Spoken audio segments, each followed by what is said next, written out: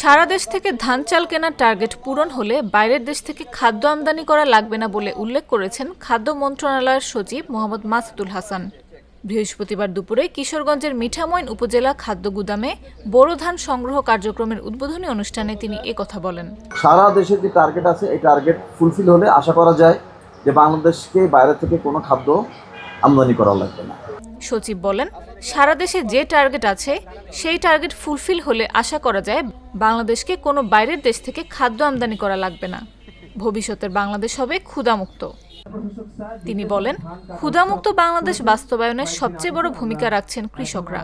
এ বিষয়ে কোনো সন্দেহ নেই, কৃষকদের সহযোগিতা অব্যাহত থাকবে।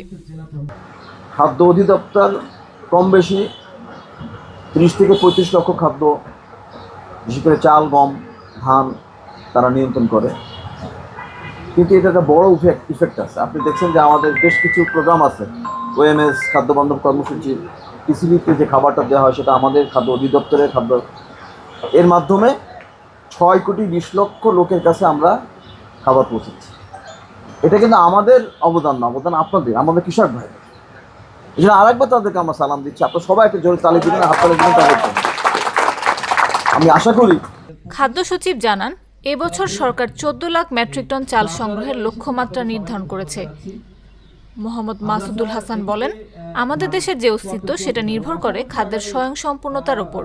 খাদ্যে স্বয়ংসম্পূর্ণ না হলে দেশের অস্তিত্ব, স্থায়িত্ব এগুলো নিয়ে সমস্যা হয়। পৃথিবীতে সবসময় খাদ্য একটি গুরুত্বপূর্ণ হিসেবে ব্যবহৃত হয়ে আসছে। এবছর আমাদের যে বড় সংগ্রহ মাত্রা সেটা আপনারা সবাই জানেন যে ১৪ লক্ষ মেট্রিক টন চাল আমরা সংগ্রহ করব এবং ৩ লক্ষ মেট্রিক টন ধান আমরা সংগ্রহ করব। এবং এটার একটা মূল্যমান আমরা স্থির করেছি, যাতে এই মূল্যমানটা আপনাদের জন্য খুব বেশি লাভবান হবে কিনা জানি না, কিন্তু অলাভজনক হোক এটা আমরা চাইনি। এবছর মিঠামইনে ১২,৪৮৯ টন ধান এবং ২৭,১৩৮ টন চাল সংগ্রহের লক্ষ্যমাত্রা নির্ধারণ করা হয়েছে। সরকারিভাবে প্রান্তিক কৃষকদের কাছ থেকে ধান ৩৬ টাকা এবং চাল ৪৯ টাকা কেজি দরে সংগ্রহ করা হবে। মিঠামইন উপজেলা নির্বাহী কর্মকর্তা খান মোহাম্মদ আবদুল্লাহ আল মামুনের সভাপতিত্বে অনুষ্ঠানে অতিরিক্ত জেলা প্রশাসক মিজাবের রহমত, কৃষি সম্প্রসারণ অধিদপ্তর উপপরিচালক কৃষিবিদ ডক্টর সাদিকুর রহমান, আঞ্চলিক খাদ্য কর্মকর্তা সুরায়া খাতুন প্রমুখ উপস্থিত ছিলেন।